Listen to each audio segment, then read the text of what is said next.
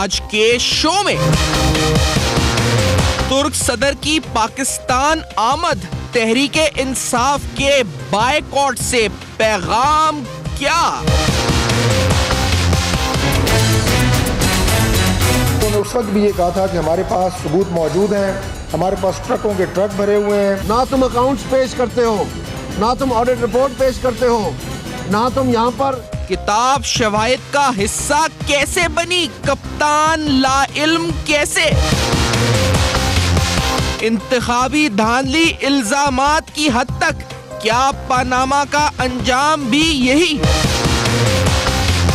इमरान खान ने शोर मचाया हुआ था, साबित हो गया, तलाशी दो, ये अल्फाज हैं इनके। क्या साबित हुआ? क्या तलाशी दो? कौन से सबूत है? सबूत ये हैं। धरने जलसों में लगाए गए इल्जामात, शवाहिद नाकाफी। अस्सलाम वालेकुम। पसे पर्दा हकाइक सनसनीखेज इंकशाफात प्रोग्राम बेनकाब में हूँ आपके साथ सैफान खान। तुर्क सदर पाकिस्तान आ पहुंचे हैं। उनकी आमद इंतहाई इंपॉर्टेंट पाकिस्तान और तुर्की के, न सिर्फ पाकिस्तान और तुर्की के ताल्लुकात के हवाले से बल्कि इस पूरे खित्ते के हवाले से, पाकिस्तान की बैनुल-अक़वामी सूरत हाल के हवाले से, मसले कश्मीर के हवाले से, पाकिस्तान की डिप्लोमेटिक एफर्ट्स के हवाले से यकीनी तौर पर इंतहाई अहम जो इस पर दौरा है। पाकिस्तान की अंदरूनी सियासत के हवाले से भी तैयब उर्दवान पाकिस्तान के दोस्त जाने जाते हैं, माने जाते हैं। तुर्क पाकिस्तान का दोस्त माना जाता है। इकोनॉमिक टाइज अपनी तरफ, डिप्लोमेटिक टाइज अपनी तरफ। इस पूरी सूरत हाल के अंदर पाकिस्तान की अंदरूनी सियासत किस हद तक असरअंदाज इस दौरे पर होगी? उनका खिताब है पार्लियामेंट के जॉइंट सेशन से। जिस वक्त मैं आपसे बात कर रहा हूं, पाकिस्तान तहरीक इंसाफ का फैसला पहले यह था कि वो उसका बायकॉट करेगी, फिर उन्होंने कहा कि हम नजरसानी करेंगे इस बायकॉट की, और उसके बाद फिर दोबारा हतमी तौर पर यही कहा गया कि हम इस फैसले का, हम इस सेशन का जॉइंट पार्लियामेंट के बायकॉट इसलिए करेंगे क्योंकि हम वजीर आजम पाकिस्तान को वजीर आजम नहीं मानते, और इसी वजह से हम इस सेशन का बायकॉट करेंगे और उनको लेजिटिमेसी हम नहीं देना चाहते तुर्क सदर की आमद के ऊपर पार्लियामेंट में जाके। कुछ मिसालें दी जा रही हैं। मिसालें माजी से दी जाती हैं ज़्यादातर, और माजी की मिसाल 1992 से दी जा रही है जब मोहतरमा बेनज़ीर भुट्टो मियां मोहम्मद नवाज शरीफ साहब की हुकूमत के खिलाफ एहतजाज कर रही थी, लेकिन ईरान के सदर पाकिस्तान आए थे और उनका खिताब हुआ था जॉइंट पार्लियामेंट से। तो मोहतरमा बेनज़ीर भुट्टो ने उस इजलास में शिरकत की थी और पार्लियामेंट में जॉइंट सेशन में शिरकत करके उस बॉयकॉट को ख़त्म करके, ताकि ईरान को कोई नेगेटिव मैसेज ना जाए, ये मैसेज उन्होंने दिया था और ये सिंबॉलिक रिप्रेजेंटेशन पार्लियामेंट में वो जाके उन्होंने की थी।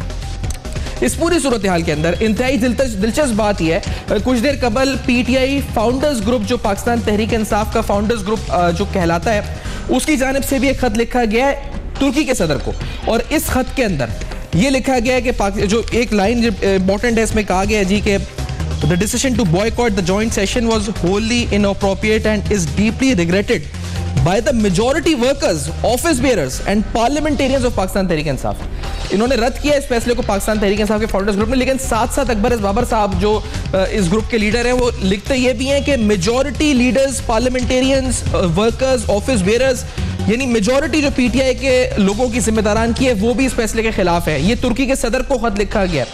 इस पर बात करते हैं। कानूनी मुशावरत, कानूनी पॉलिसी, पनामा लीक्स पर पीटीआई की कानूनी टीम ने मामले को क्या मजीद उलझा दिया है? ये सवाल, क्या खान साहब खुद अवेयर थे? कप्तान की स्ट्रैटेजी क्या थी लीगल हवाले से? क्या उनको खुद कोई धोखा हुआ है इस पूरी सूरत हाल में? ये भी प्रोग्राम में हम सवाल जरूर उठाएंगे। अकबर ज़बर साहब प्रोग्राम में मौजूद, पीटीआई फाउंडर्स ग्रुप से जनाब बैरिस्टर मसरूर हमारे साथ मौजूद सीनियर कानूनदान, कौमी वतन पार्टी के सीनियर रहनुमा, और जस्टिस शाइक उस्मानी साहब भी मेरे साथ प्रोग्राम में मौजूद।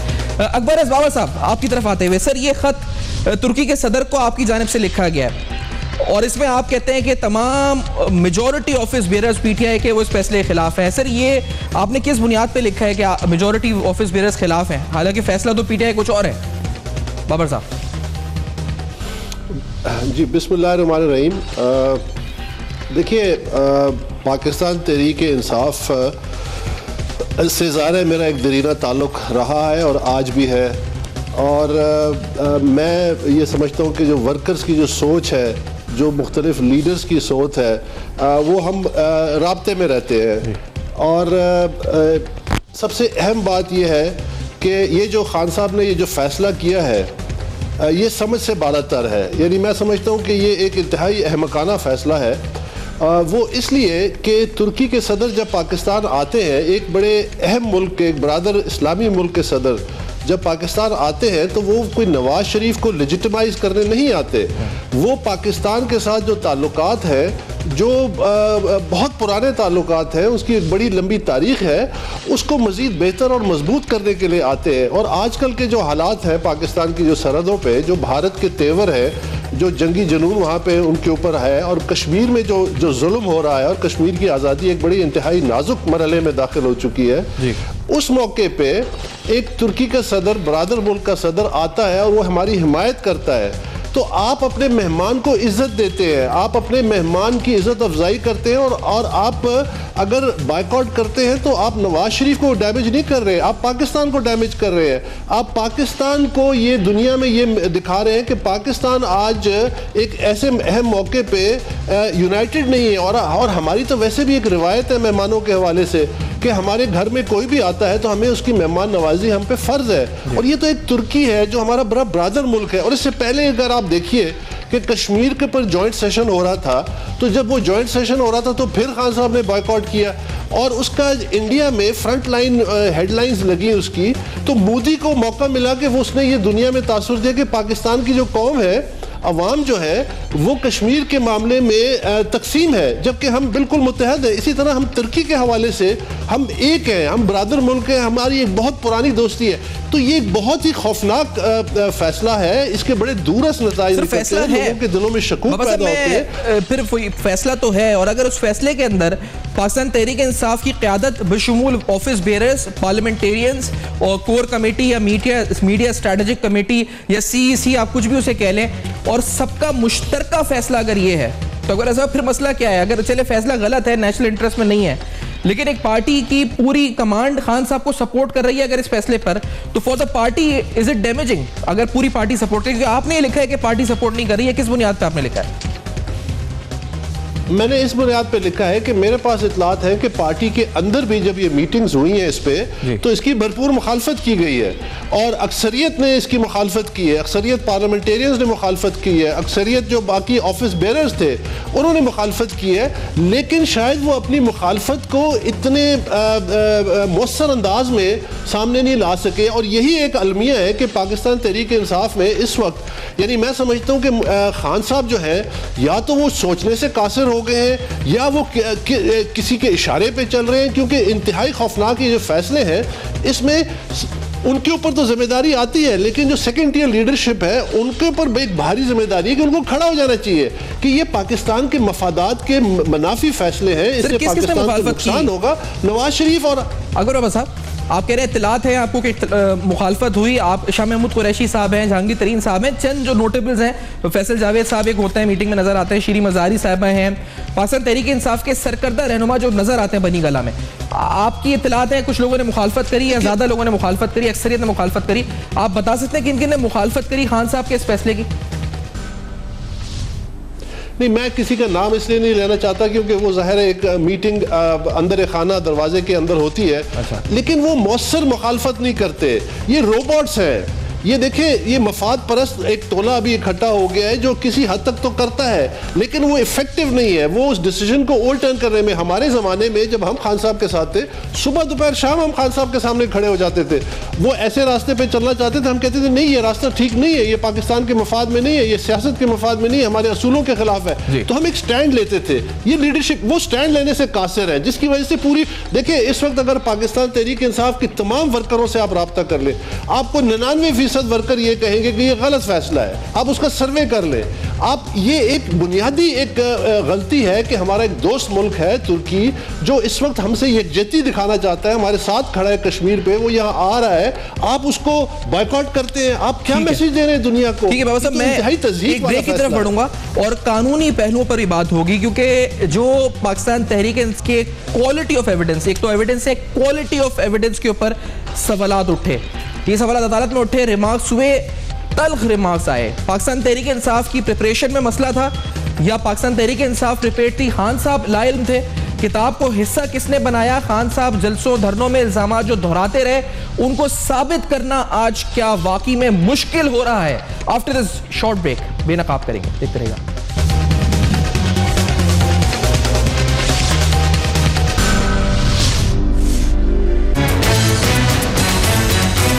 वक्त भी ये कहा था कि हमारे पास सबूत मौजूद हैं, हमारे पास ट्रकों के ट्रक भरे हुए हैं। ना तुम अकाउंट्स पेश करते हो, ना तुम ऑडिट रिपोर्ट पेश करते हो, ना तुम यहाँ पर। इमरान खान ने शोर मचाया हुआ था, साबित हो गया, तलाशी दो, ये अल्फाज हैं इनके। क्या साबित हुआ? क्या तलाशी दो? कौन से सबूत है? सबूत ये हैं। उनके वकील साहब ने पहले ही आकर ये कहा कि हमने ये 685 अजाफी दस्तावेज़ात दाखिल की हैं, तो इसलिए जो हमने जवाब दिया है उसको पढ़ने के लिए हमें 2 दिन का वक्त दिया जाए। हमारा जो दोस्त टर्की है उसके सरबराह जब आ रहे हैं, उसके दौरे में अब रुकावट बनने की कोशिश करते हैं। ऑपोजिशन के टीओआर ही असल टीओआर है। ये सारी कौम इस बेंच की तरफ देख रही है। तुम नेशनल सिक्योरिटी रिस्क हो। Welcome back. आप देख रहे हैं बेनकाब, जहां पर हम बात कर रहे हैं और इम्पोर्टेंट एक खत तुर्की के सदर को लिखा है पीटीआई फाउंडर्स ग्रुप ने, जिसे माजरत करी है पाकिस्तान तहरीक इंसाफ के फैसले की। तुर्की के सदर पाकिस्तान आ चुके हैं।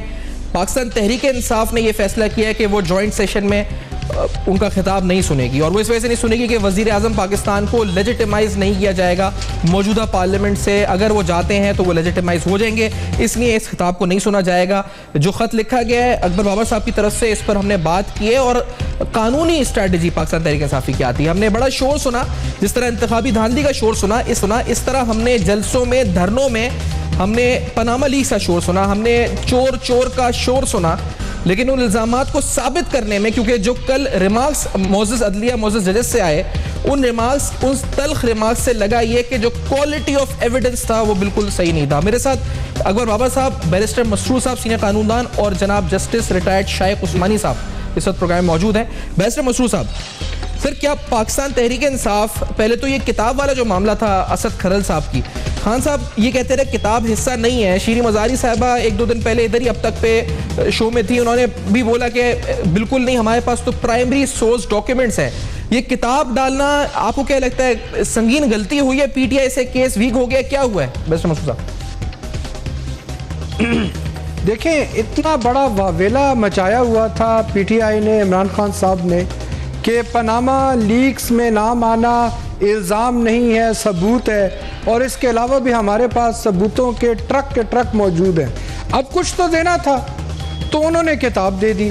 अब जस्टिस साहब मौजूद हैं प्रोग्राम में, उनके सामने मैं क्या राय दूंगा, लेकिन ये तो हिर्स है। एक जर्नलिस्ट ने किताब लिखी है, उसकी राय है, वो गलत हो सकती है, सही हो सकती है। और जिस तरह सुप्रीम कोर्ट ने बड़ा ही ज़बरदस्त एनालिसिस दिए कि अगर अखबार की खबर ही को बेस बनाना है तो कल अगर खबर आ जाती है कि मोहम्मद दीन ने मोहम्मद बूटा को कत्ल कर दिया, तो उस खबर पर मोहम्मद दीन को फांसी का हुक्म सादर हो जाएगा। तो ऐसी कुछ मिसालें इमरान खान साहब ने ज़रूर पेश की, उनके लॉयर ने, लेकिन वो कुछ ऐसी मिसालें थीं जो कि अदलिया की तारीख के जो डाकर अदवार थे उनमें से थी।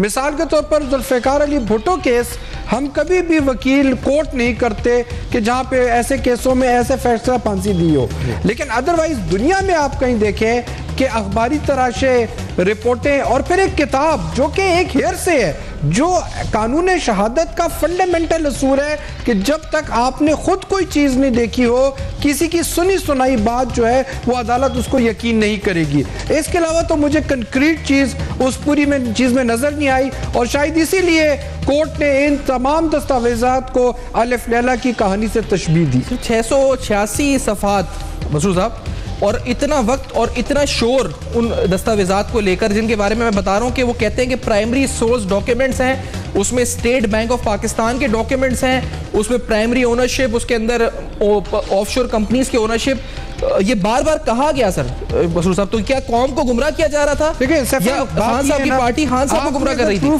जी, दो चीज़ है ना, एक तो कौम को गुमराह किया जा रहा था, या खान साहब के लीडर्स ही खान साहब को गुमराह कर रहे थे, क्या हो रहा था?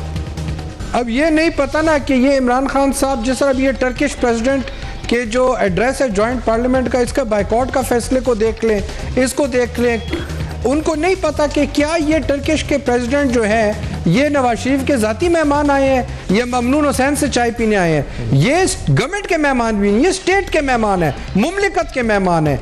इनकेज। और फिर पार्लियामेंट में अगर ये नहीं आ रहे तो पार्लियामेंट का हिस्सा तो है ना, नवाज शरीफ प्राइम मिनिस्टर ना हो, चोर हो, जो भी हो, ये पार्लियामेंट का तो हिस्सा है। अगर इनको ये बातें फंडामेंटल चीजें समझ नहीं आ रही कि आप एक स्टेट गेस्ट की इंसल्ट कर रहे हैं, तो ये तो बहुत छोटी चीज है। ये जो सबूतों के अंबार कह रहे हैं लेके आए हैं। अब आपको पनामा केस में अगर एक आम वकील भी खड़ा होता है, पीटीआई को एडवाइस करता, सबसे पहले जो रिकॉर्ड पे लाने की चीज है, क्योंकि नवाज शरीफ साहब ने इनकार कर दिया है कि मेरी कोई कंपनी नहीं है, आप ये तो पहले प्रूव करें कि पनामा में इन नामों की कंपनी एग्जिस्ट भी करती है और उसके ये डायरेक्टर हैं। अगर मैं इस केस को करता तो स्टार्ट तो इसी से करता।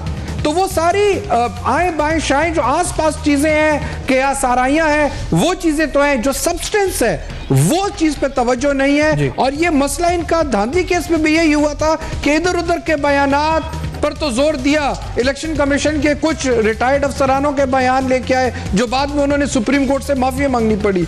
उन चीजों पे रिलाय करते हैं, धरनों पे ज्यादा जोर देते हैं, जो असल अदालत में होमवर्क होता है वहां पर वो कमजोर पड़ जाते हैं और इनको वहां पे शिकस्त होती है। जैसे शाइक उस्मानी साहब, सर ये टॉक शोज के क्लिपिंग, आर्टिकल्स, उसके साथ असद खरल साहब एक सहाफ़ी हैं, सीनियर इन्वेस्टिगेटिव जर्नलिस्ट है, रिस्पेक्ट करते हैं उनका, उनकी किताब 200 सफ़ात की, और इसी तरह ये आर्टिकल्स, किताब, टॉक शो क्लिपिंग्स, ये सब निकाल नुकूल के 686 सफ़ात।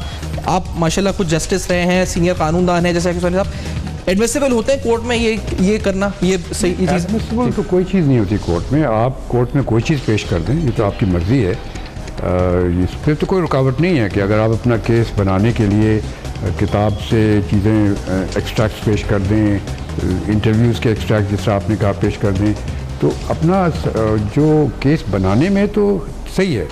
अब उसको साबित करने वाली और बात है, ख़ास तौर से इस मौके पर जिस किस्म का ये केस चल रहा था, चूँकि इसमें हमेशा से जो तहरीक इंसाफ का ये जो उनका इरादा ये था कि सुप्रीम कोर्ट ख़ुद इसका फ़ैसला कर दे, कमीशन में ना जाए, ये इनका हमेशा से स्ट्रेटजी थी। अगर ये स्ट्रेटजी थी तो उस सूरत में इस किस्म की चीज़ें पेश करने से टाइम ज़ाया होता है और उससे ये होता है कि फिर सुप्रीम कोर्ट के पास कोई चारा नहीं रहता कि वो एक कमीशन बना दे ताकि इसकी इन्वेस्टिगेशन की जाए और देखा जाए कि ये सब चीज़ें जो पेश की जा रही हैं ये सही है कि नहीं। तो ये स्ट्रेटजी के लिहाज से ये गलत था। वरना अगर वैसे आप केस बयान करना चाहते हैं और शोर मचाना चाहते हैं, चीखना चिल्लाना चाहते हैं, पब्लिक को उकसाना चाहते हैं, उसके लिए तो सही है ये। नहीं सर, लेकिन आप क्योंकि पॉलिटिकली भी चीज़ों को समझते हैं बेहतर और लीगली तो आप समझते ही हैं, तो एक पॉलिटिकल नैरेटिव बिल्ड किया गया था और आज से नहीं महीनों से बिल्ड किया जा रहा था। उसके अराउंड बड़े जलसे, धरने, पब्लिक गैदरिंग्स, टीवी इंटरव्यू, हर चीज़ हो रही थी उस एक्टिविटी को लेकर। अब इतनी बड़ा पूरा केस लेके ले जाया जा रहा था और सबूत नहीं थे, ये आपको लगता है कैसा है? मतलब ये पूरा जो पॉलिटिकली अगर मैं आपसे पूछूं, देखिए अगर आप सियासत को और अदालत को मिक्स कर दें तो मामला गलत हो जाता है, क्योंकि सियासत में जो चीज़ें कही जाती हैं वो एक अलग चीज़ें होती हैं और अदालत में जो चीज़ आपको लेके जानी होती है वो एक अलग चीज़ होती है।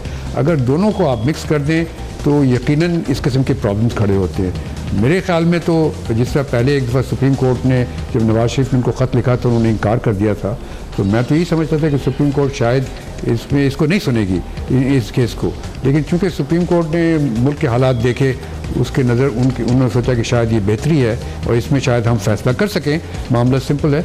लेकिन अब तो यही ज़ाहिर होता है कि इनके पास कोई कॉन्क्रीट सबूत मौजूद नहीं है। यकीनन इनके पास चीज़ें मौजूद हैं, मटेरियल मौजूद है, लेकिन कॉन्क्रीट प्रूफ जो कि कोर्ट में साबित हो सके वो नज़र नहीं आता कि उनके पास मौजूद है। ये अलग बात है कि अगर इसकी इन्वेस्टिगेशन हो, कोई कमीशन मुकर्रर हो, उसमें शायद एक से चीज़ दूसरी चीज़ निकल आए, लेकिन फ़िलहाल तो ऐसे ही नज़र आता है, कोई कॉन्क्रीट प्रूफ मौजूद नहीं। तो आपको अब लगता है कमीशन बनेगा जिस तरह के केस रिमार्क्स आपने सुने? जिस तरह से ये जा रहा है केस, और यकीनन जो तहरीक इंसाफ के वकला हैं वो तो इंसिस्ट करेंगे कि उनकी जो चीज़ें उन्होंने पेश की हैं उसको एग्जामिन किया जाए, वो तो यकीनन इंसिस्ट करेंगे।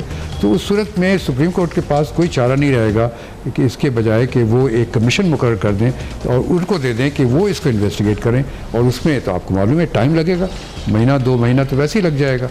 और इस दौरान में ये चीफ जस्टिस साहब रिटायर भी हो जाएंगे दिसंबर में, दूसरे चीफ जस्टिस आएंगे, फिर नई तरह से बेंच कास्ट होगी, तो उसमें काफ़ी टाइम लग जाएगा। सही है। अगर साहब ये हुआ क्या आखिरकार, पाकिस्तान तहरीक इंसाफ बड़ी तैयारियों के साथ थी, हमने इल्ज़ामात की बौछार, हमने मतलब इतने इल्ज़ामात हमने सुने, जलसे पे जलसे, धरने, हर चीज़ सुनी। आखिरकार खान साहब आखिरी इंटरव्यू तक वो ये कह रहे थे कि ये किताब में इसी बात पे, वो कहते हैं किताब हिस्सा नहीं होगी इल्ज़ामात का, एनेक्सचर में हो कहीं हो तो बात है, ये दस्तावेज का हिस्सा नहीं होंगे।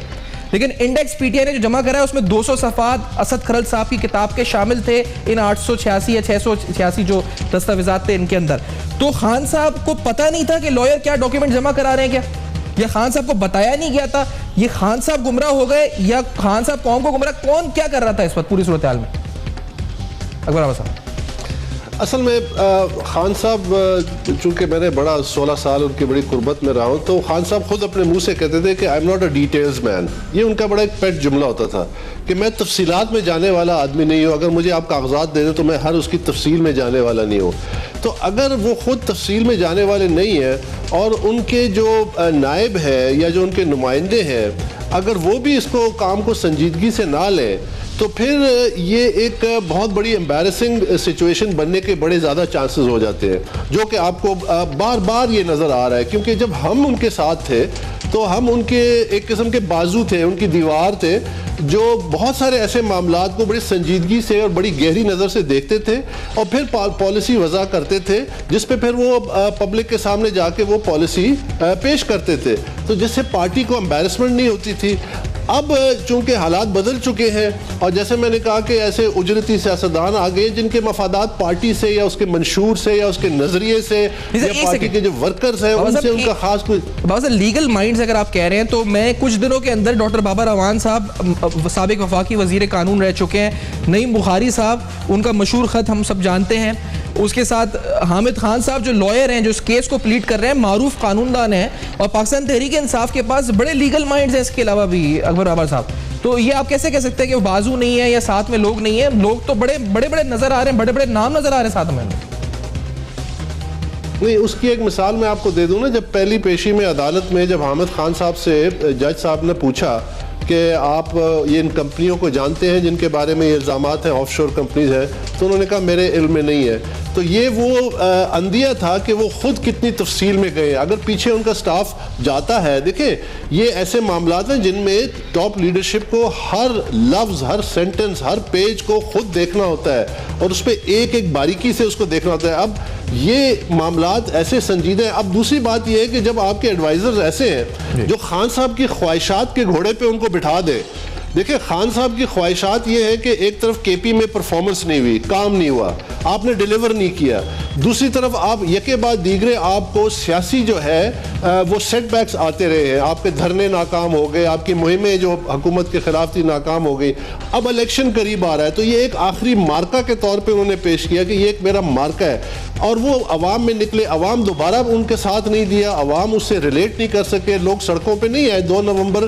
की जो मामलात थे वो सबके सामने है, जो नाकामी हुई। तो अब सुप्रीम कोर्ट में उन्होंने एक पनाह के तौर पे एक रास्ता इख्तियार किया कि चले अब यहाँ पे जाके, अब यहाँ पे भी उनको एक दूरअंदेशी का वो दिखाना चाहिए कि अगर आपके अपने होमवर्क ठीक नहीं है तो फिर आप पहले दिन से वो तर्ज अमल रखें कि इसको एक कमीशन, जैसे कि जज साहब ने कहा कि ये मामला यकीनन कमीशन की तरफ जाएगा, क्योंकि पहले मैं समझता था, मुझे था कि जज साहबान चाहते थे कि मियाँ साहब का केस जो है उसको खुद सुने और बाकी मामला कमीशन में दे। एक कमर्शियल ब्रेक है, अकबर बाबा साहब साथ हैं, बैरिस्टर मशहूर साहब हैं, जस्टिस साहब साथ हैं, और इस प्रोग्राम में इस छोटे से ब्रेक के बाद कानूनी पहलू क्या थे इस केस के और इस पूरे जिस तरह से इसको प्रेजेंट किया गया है, क्या बहुत आसान हो गया वज़ीर आज़म का इसमें से निकलना या मुश्किल हो गया? ये बुनियादी सवाल इस पर जो उठ रहा है, और इसके साथ साथ कुछ और अहम पहलू पीटीआई की सियासत के। After this very short break देखते रहिएगा।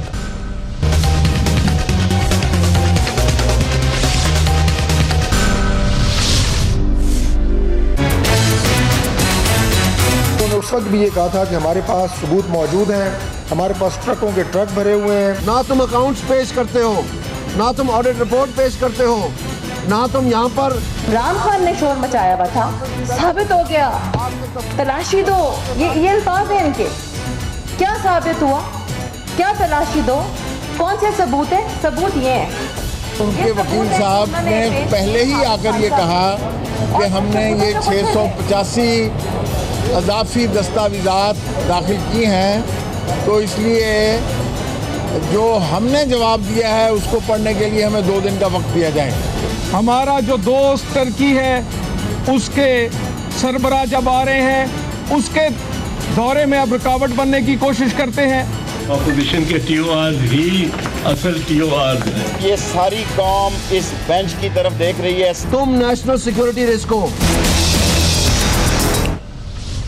Welcome back. आप देख रहे हैं बेनकाब, और बेनकाब में खान साहब पाकिस्तान तहरीक इंसाफ की कानूनी स्ट्रैटेजी को, लूप होल्स को डिस्कस किया जा रहा है इस वक्त। जो अब तक बात हुई है उस शक्ल में अगर मैं इस बात को थोड़ा समराइज करते हुए सवाल बनाऊं, अकबर बाबर साहब, बैरिस्टर मसरूर साहब, जैसे शेख उस्मानी साहब प्रोग्राम में साथ हैं। बैरिस्टर मसरूर साहब, क्या बहुत संगीन गलती हो गई है इस मामले को कोर्ट ले जाना खुद पाकिस्तान तहरीक इंसाफ के लिए विदाउट एनी स्ट्रॉन्ग एविडेंस, जिससे प्राइमरी सोर्स डॉक्यूमेंट्स, गलती कर दी है बहुत बड़ी क्या बैरिस्टर साहब?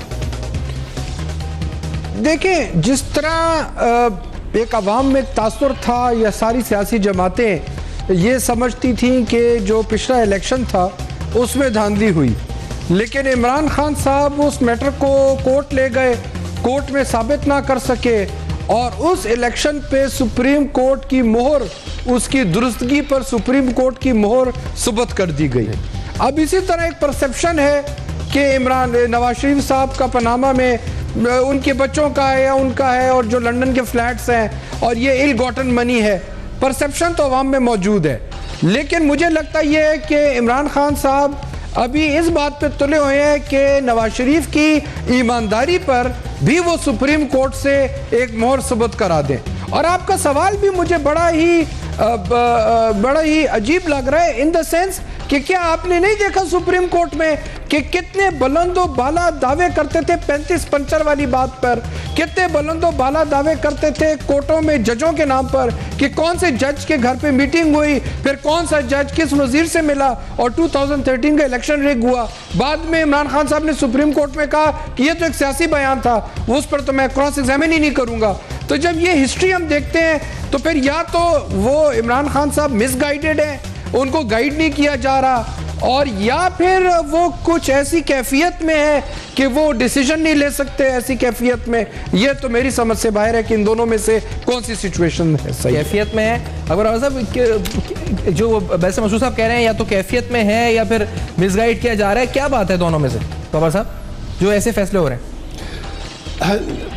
नहीं, मेरा ख्याल है अब वक्त के साथ साथ बहुत सारी तब्दीलियाँ आती है, हर इंसान में आती है, कुछ अच्छी आती है, बुरी आती है, कुछ डेस्परेट नज़र आ रहे हैं, एक डेस्परेशन की तरफ चले गए हैं, और जो गलत फैसले हैं वो कंपाउंड होते जा रहे हैं, और ये उस हद तक चले गए हैं कि शायद अब नाकाबिल तलाफ़ी नुकसान शायद पार्टी को पहुंच जाए। क्योंकि यहाँ पे अगर सुप्रीम कोर्ट से देखिए, सियासत में परसेप्शन काउंट करता है, लेकिन अदालत में रियलिटी काउंट करती है। रियलिटी होती है फैक्ट्स और एविडेंस के बुनियाद पे। मैंने भी केस किया, 2 साल हो गए केस का, उसमें मैंने सबूत पेश किए, तभी ये उस सबूत से भाग रहे हैं जो हाई कोर्ट में जाते हैं और फिर हाई कोर्ट में कहते हैं कि हम अकबर बाबर को जवाबदेह नहीं है और हम इलेक्शन कमीशन को जवाबदेह नहीं है, इलेक्शन कमीशन हमारे अकाउंट्स की स्क्रूटनी कर सकता, क्योंकि मैंने हार्ड फैक्ट्स एविडेंस दिया है। अब जब वो हार्ड एविडेंस दिया है, उससे कोई अदालत भी नहीं भाग सकती, कोई जज भी नहीं भाग सकता, और वो एक मजबूरी बन जाती है। तो इसलिए वो डेडलॉक है, क्योंकि उसके जो इम्प्लीकेशंस है बड़े खौफनाक है। तो आप जो भी कदम उठाते हैं बड़े सोच समझ के। मुझे 6 महीने लगे उस केस की तैयारी के लिए, उसमें एविडेंस फैक्ट्स उसको बार बार परखना। यहाँ पे कोई अगर तैयारी नहीं है, अगर आपने एक सियासत जीतनी है तो सियासत में आप परसेप्शन क्रिएट कर सकते हैं, अदालत में आपको रियलिटी पे चलना पड़ता है। तो अब ये जो इसका अगर इनके पास सबूत कमजोर थे, हम मफरूजे पे बात करें, हमने सबूत नहीं देखे, लेकिन अगर मफरूजे पे हम चले और ये कि सबूत सही नहीं है और अदालत का कोई ऐसा फैसला आ जाता है, तो यकीन करें कि वो जो 2013 में हमारी जो सियासत थी तब्दीली की, उसको एक नाकाबिले तलाफी नुकसान पहुंच सकता है। क्योंकि हम सियासत में तब्दीली लाना चाहते थे, हम ये जो नवाज शरीफ और पीपल्स पार्टी और ये जो रिवायती सियासत चलती आ रही थी, इसको तब्दील करना चाहते थे। हम ज्यादा सच्चे और पढ़े लिखे और मिडिल क्लास लोगों को सामने लाना चाहते थे, ज्यादा काबिल लोग, हम सियासत में सच्चाई लाना चाहते थे ताकि पढ़े लिखे लिखे लोग सियासत में आ सके, ताकि वो इस मुल्क की बागडोर संभाल सके, ताकि हम भी यूरोप और अमेरिका जैसे एक तरक्की याफ्ता मुल्क की तरह आगे बढ़ सके। हमारा तो पूरा एक मंशूर था, तो वो उसको बहुत शदीद नुकसान पहुंचाया है, क्योंकि अब शायद इनके खान साहब का जो सबसे बड़ा ये जो सियासत चल रही है, गैर जिम्मेदाराना सियासत, इससे वो जो नौजवान नस्ल है वो गुमराह हो गई है। अब आप आज देखिएगा ISF का आज कन्वेंशन था, अब उसमें क्या हाल था कि खान साहब भी तकरीर नहीं कर सके। तो लीडर का काम होता है कि कौम को तरबियत दे, नौजवानों को तरबियत दे, वो मॉब तो नहीं क्रिएट करता। जैसे आपकी तरफ से लास्टली ये पॉइंट सर, ये जो पूरा मामला इस पर है और ये जो कल खत आया कतरी शहजादे का, उसके बाद खान साहब के ये एविडेंस, इसकी क्वालिटी ऑफ एविडेंस पे सवालात उठ गए, आपको क्या लगता है केस मुश्किल हो गया है, यानी वज़ीर साहब को कन्विक्ट कराना इस पे और मुश्किल हो गया जितना शायद 2 दिन पहले था, या आसान हो गया मजीद? देखिए, शुरू से ही मेरा तो हमेशा से ये ओपिनियन था कि PTI को चाहिए था सुप्रीम कोर्ट में शुरू में जाना चाहिए था और कोर्ट से कहना था कि आप ये NAB को, FIA को डायरेक्शन दें कि वो इन्वेस्टिगेट करें और इन्वेस्टिगेट करके आपके सामने अपने रिजल्ट पेश करें और आप फैसला करें। इस तरह से कर, क्योंकि ये इस किस्म के केस बगैर इन्वेस्टिगेशन के कभी फैसला हो ही नहीं सकता, क्योंकि ये इतना, इसमें मनी ट्रेल को ट्रेस करना कोई आसान काम नहीं होता। तो ये सब चीज़ के लिए इन्वेस्टिगेशन ज़रूरी था, ये इन्वेस्टिगेशन नहीं हुआ। अब जो हालात सामने आ रहे हैं जो आपने पेश बताए हैं अभी, इससे तो मुझे ये लगता है कि मामला अब तूल पकड़ेगा और कोई ना कोई कमीशन बिठाया जाएगा, कमीशन इंक्वायरी कर